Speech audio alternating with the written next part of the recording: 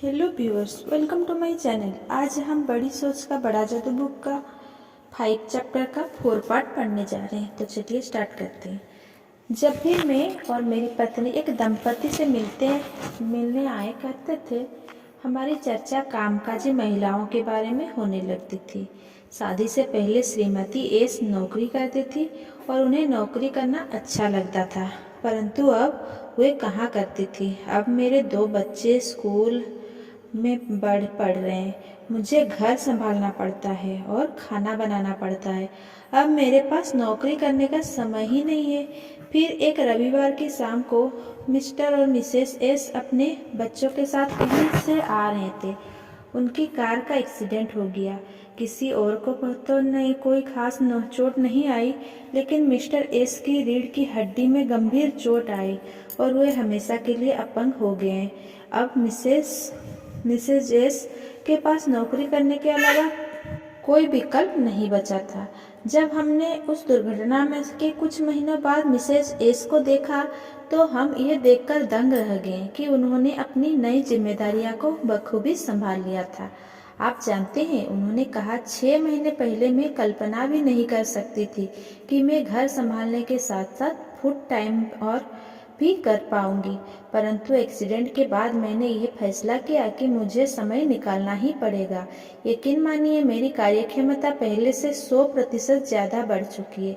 मैं ऐसे बहुत से काम किया करती थी जो महत्वपूर्ण नहीं थे और जिन्हें करने की कोई ज़रूरत नहीं थी। फिर मैंने यह भी जाना कि मेरे बच्चे मेरी मदद कर सकते थे और वे मेरी मदद करना चाहते थे। मैंने समय बचाने के दर्जनों तरीके ढूंढ लिए। स्टोर के कम चक्कर लगाना, कम टीवी देखना, टेलीफोन पर कम बात करना, समय को कम बर्बाद करना। इस अनुभव से हमें एक सीख मिलती है। काम करने की क्षमता एक मानसिक स्थिति है। हम कितना ज़्यादा काम कर सकते हैं, ये इस बात पर निर्भर करता है कि हम अपनी क्षमताओं के बारे में क्या सोचते हैं। जब आपको सचमुच विश्वास होता है कि आप ज़्यादा काम कर सकते हैं, तो आपका दिमाग रचनात्मक तरीके से सोचता है और आपको रास्ता दिखा देता है। एक युवा बैंक एग्जीक्यूटिव ने काम करने की क्षमता के बारे में अपना अनुभव मुझे सुनाया। हमारी बैंक का एक एग्जीक्यूटिव अचानक नौकरी छोड़कर चला गया। इससे हमारे डिपार्टमेंट में समस्या पैदा हो गई। जो आदमी गया था, उसका काम महत्वपूर्ण था और उसके काम को किए बिना बैंक का काम नहीं चल सकता था। यह काम इतना अर्जेंट था कि इसे टाला भी नहीं जा सकता था। उसके जाने के एक दिन बाद बैंक के वापस वाइस प्रेसिडेंट यानी कि मेरे विभाग के इंचार्ज ने मुझे बुलाया। उन्होंने बुलाया और मुझे बोला, मेरे विभाग को बाकी 2 लोगों से पूछा था कि जब तक कि कोई दूसरा आदमी काम पर न रखा जाए, तब तक क्या वे उस आदमी के काम को संभाल सकते हैं। दोनों ने ही सीधे तो मना नहीं किया, परंतु दोनों का ही कहना था कि उनके पास काम का पहले से ही बहुत बोझ है। इतना काम है कि उन्हें सिर उठाने तक की फुर्सत नहीं मिलती। मैं सोच रहा था कि क्या आप कुछ समय के लिए यह अतिरिक्त काम कर लेंगे। मेरी पूरी नौकरी में मैंने यह सीखा है कि जो भी चीज़ अफसर की तरह दिखे, उसे ठुकराना नहीं चाहिए। इसीलिए मैं तत्काल राजी हो गया और मैंने वादा किया कि मैं अपना काम तो करूंगा ही, दूसरे आदमी का काम भी संभाल लूंगा। वाइस प्रेसिडेंट यह सुनकर खुश हो गया। मैं उसके ऑफिस से बाहर निकलते समय सोच रहा था कि मैंने अपने ऊपर कितनी बड़ी जिम्मेदारी ले ली है। मैं भी अपने विभाग के बाकी 2 लोगों की तरह बहुत व्यस्त था, परंतु मैंने उनकी तरह अतिरिक्त काम से जी नहीं चुराया था। मेरा दृढ़ विश्वास था कि मैं दोनों काम एक साथ करने का कोई ना कोई रास्ता ढूंढ ही निकालूंगा। मैंने उस दोपहर अपना काम खत्म किया और जब ऑफिस बंद हो गया, तो मैंने बैठकर विचार किया कि किस तरह मैं अपनी कार्यक्षमता बढ़ा सकता हूँ।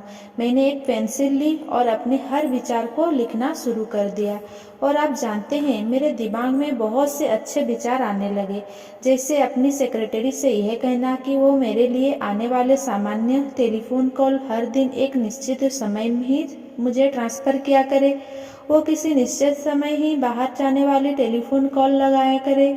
मैंने अपनी चर्चा की अवधि को भी 15 मिनट से हटाकर 10 मिनट कर लिया। मैं अपनी सभी डिक्टेशन हर दिन एक ही बार में देने लगा। मैंने यह भी पाया कि मेरी सेक्रेटरी मेरी मदद कर सकती थी और मेरे बदले में कोई काम संभाल सकती थी। मैं यह काम पिछले 2 साल से कर रहा था और सच कहूँ तो मुझे यह जानकर इतनी हैरत हुई कि मैं अब तक कितनी कम क्षमता से काम कर रहा था। 1 हफ्ते के समय में ही मैं पहले से दुगनी पत्र डिटेक्ट करने लगा। पहले से 50% ज़्यादा फोन कॉल करने और सुनने लगा। पहले से 50% ज़्यादा मीटिंग में भाग लेने लगा और ये सब बिना तनाव के करने लगा। इसी तरह 2 सप्ताह और गुजर गए। वाइस प्रेसिडेंट ने मुझे बुलवाया। उन्होंने मेरी तारीफ की कि मैं इस अतिरिक्त जिम्मेदारी को इतनी अच्छी तरह संभाल रहा है।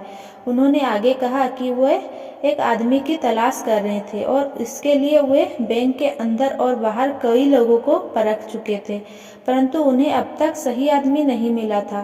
फिर उन्होंने स्वीकार किया कि उन्होंने बैंक की एग्जीक्यूटिव कमेटी के सामने यह प्रस्ताव रखा है कि इन 2 कामों को मिलाकर एक ही आदमी को सौंप दिया जाए। उन्होंने इस काम के लिए मुझे चुना है और उन्होंने यह प्रस्ताव भी रखा कि मेरी तनख्वाह काफ़ी बढ़ा दी जाए। कमेटी ने उनकी बात मान ली और मुझे हर तरह से फायदा हुआ। मैंने ये साबित कर दिया कि मेरी क्षमता उतनी ही होती है जितनी क्षमता का विश्वास मेरे मन में होता है। मैं उतना ही काम कर सकता हूँ जितना काम करने की मैं ठान लेता हूँ। काम करने की क्षमता एक मानसिक स्थिति है। हर दिन तेजी से आगे बढ़ती बिजनेस की दुनिया में यही होता है। बॉस किसी कर्मचारी को बुलाता है और बताता है कि कोई विशेष काम करना है। फिर वो कहता है, मैं जानता हूँ कि तुम्हारे पास पहले से ही बहुत काम है, परंतु क्या तुम उसके साथ ये काम भी कर पाओगे? अक्सर कर्मचारी जवाब देता है, मुझे अफसोस है, परंतु मुझ पर पहले से ही काम का बहुत ज़्यादा बोझ है। काश मैं इस काम को कर सकता, परंतु मेरे पास इस काम को करने के लिए समय ही नहीं है। इन परिस्थितियों में बॉस को कर्मचारी की बात का बुरा तो नहीं लगता, क्योंकि यह अतिरिक्त काम है, परंतु बॉस महसूस करता है कि इस काम को करना तो है ही, इसीलिए वो ऐसे कर्मचारी की तलाश करता है जिस पर बाकी लोगों जितने ही काम का बोझ होता है, परंतु जो यह समझता है कि वो ये अतिरिक्त जिम्मेदारी निभा सकता है, और यही कर्मचारी सफलता में काफ़ी बाकी सबसे आगे निकल जाता है। बिजनेस में, घर में, समाज में सफल तालमेल होता है। अपने काम को लगातार बेहतर तरीके से करते रहें, अपने काम की क्वालिटी सुधारें और आप जितना पहले करते थे उससे ज़्यादा करें। अपने काम की क्वालिटी बढ़ाएं। क्या आपको नहीं लगता है कि ऐसा करने से आपको फ़ायदा होगा? 2 कदम की इस तकनीकी को देखें। ज़्यादा काम करने का अवसर को उत्साहपूर्वक स्वीकार करें। नई जिम्मेदारी के लिए आपसे पूछा जा रहा है, इससे यह साबित होता है कि आपके बॉस को आपकी क्षमता पर भरोसा है। अपनी नौकरी में ज़्यादा जिम्मेदारी लेने से आप बाकी लोगों से अलग दिखते हैं और इससे पता चलता है कि आप उनसे ज़्यादा महत्वपूर्ण है।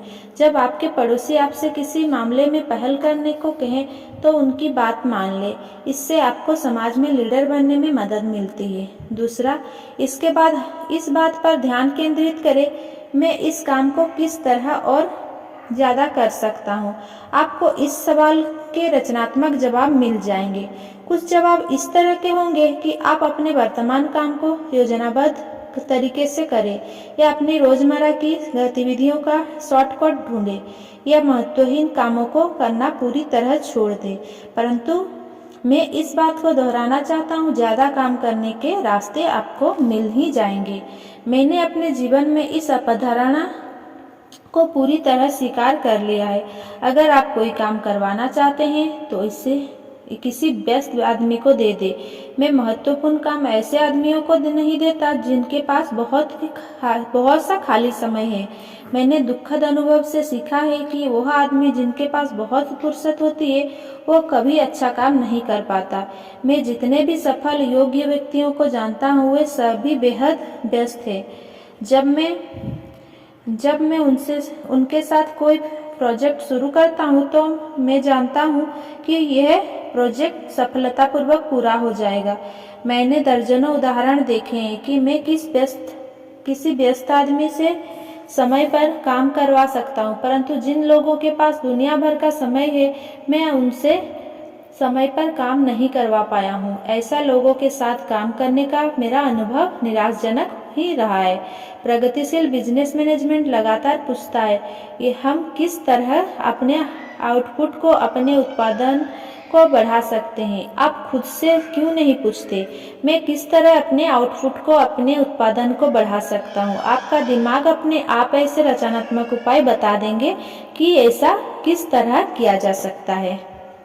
सभी तरह के सैकड़ों लोगों के इंटरव्यू लेने के बाद मैंने यह खोज की है, जो आदमी जितना बड़ा होता है वो आपको बोलने का उतना ही ज्यादा मौका देता है।